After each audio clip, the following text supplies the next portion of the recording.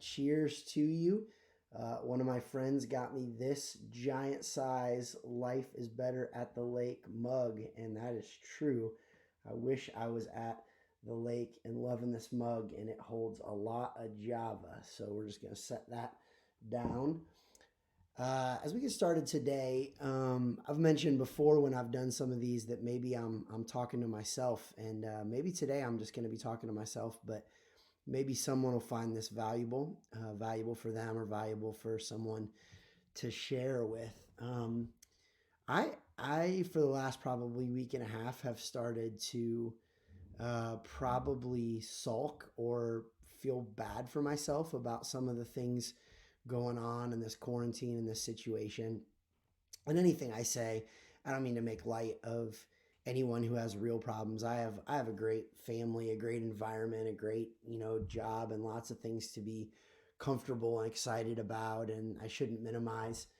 And I know there are people that are really getting sick, and even worse, people that are dying and people fighting COVID and all those things. But I've really started to mourn the idea of public gathering. And a lot of that comes from being a pastor. I'm really starting to just grieve not being able to be with my church. I miss my church. I miss being able to assemble and teach and love and serve and hug them and high five them and talk with them. I miss it. And I miss the idea of being able to go sit in a stadium and watch a game. I miss the idea of being in a restaurant, having a meal with my wife. And even though there's lots of people around, it's just her and I've just started to miss those things. And when I start to miss those things, I sulk and I pout, and I don't do as good at things that I need to do good at. I don't push through. I don't accomplish. I don't succeed. And so um,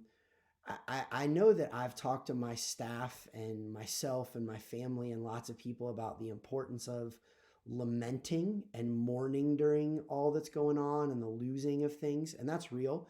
And yet, as we do that and as we process things, we can't stay in lament and mourn forever. So don't hear me saying if you need to lament, you need to grieve, you need to mourn, that you shouldn't do that. You should, whatever it is that you're losing, grieving. I've talked about that before on a coffee with Keith. But once you do that, and then you have to move on.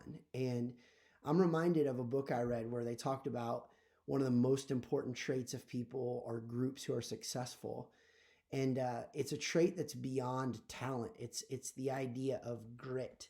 It's the idea of a firmness of character, an indomitable spirit where you won't stop, and you just do the next right thing, whatever that is.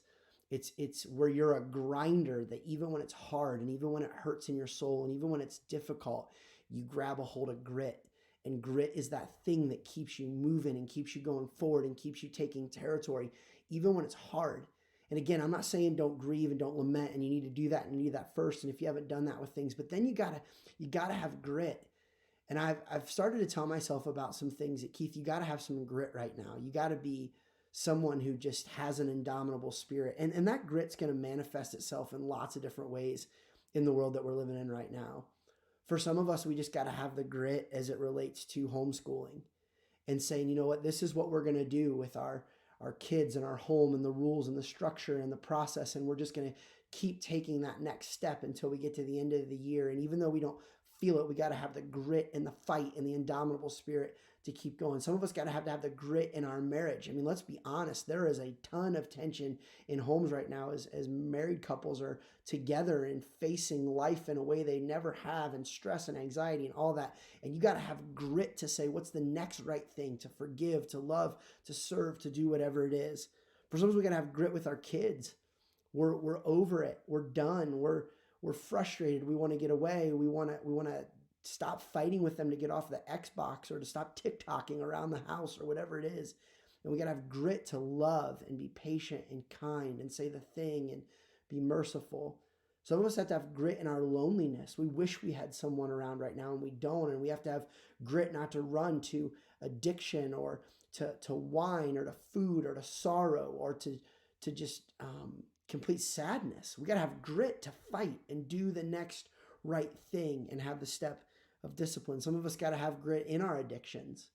as we're running back to the things that we can't go. I'm hearing stories about people who CrossFit and they can't CrossFit. And so now they're just going back to their addictions. We got to have the grit to stay strong in that. We got to have the grit to deal with our depression or our anxiety or our sadness or our sorrow.